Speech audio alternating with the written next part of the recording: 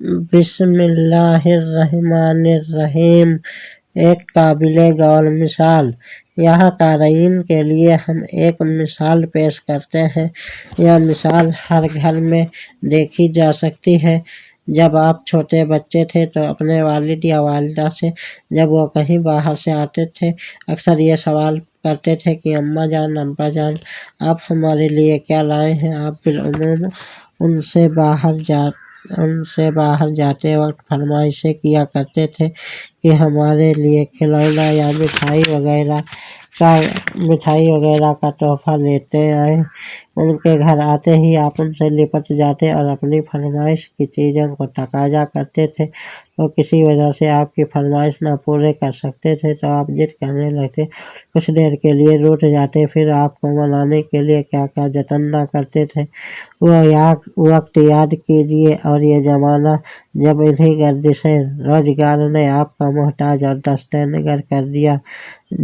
اب جب آپ باہر سے آتے ہیں تو بوڑھا باپ یا بوڑھی ماں آپ کی طرف سوالیہ نظروں سے تک رہے ہوتے ہیں کہ آپ ان کے لیے کیا لائے ہیں۔ یہ ضروری نہیں کہ سب کے معاملات ایک جیسے ہوں۔ بسا اوقات یوں بھی ہوتا ہے کہ ماں باپ اپنی مالی امداد کے مستحق نہیں ہوتے اور بڑھاپے میں اللہ کے فضل و کرم سے ان کے پاس اتنے وسائل ہوتے ہیں کہ وہ ضرورت کی ہر چیز خود حاصل کر سکتے ہیں۔ لیکن یہ بات دھیان میں رہے کہ بڑھاپے میں والدین کو صرف روپے پیسے کی ضرورت ہی نہیں ہوتی اور ہماری بحیثیت اولاد صرف مالی معاونت کرنا ہی واحد ذمہ داری نہیں بلکہ روزمرہ معاملات میں ان کے آرام کا خیال رکھنا اور خبرگیری کرتے رہنا وغیرہ بہت سی ایسی ذمہ داریاں ہیں جنہیں پورا کرنا ہمارے فرائض منصبی میں شامل ہے اور جن کی ادائیگی سے ہم ان کی دعائیں حاصل کر سکتے ہیں۔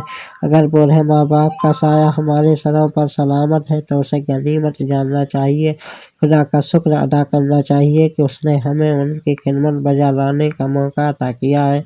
ماں باپ کا وجود کتنی بڑی نعمت ہے، اس کی قدر وہی جانتے ہیں جو اس نعمت سے محروم ہے۔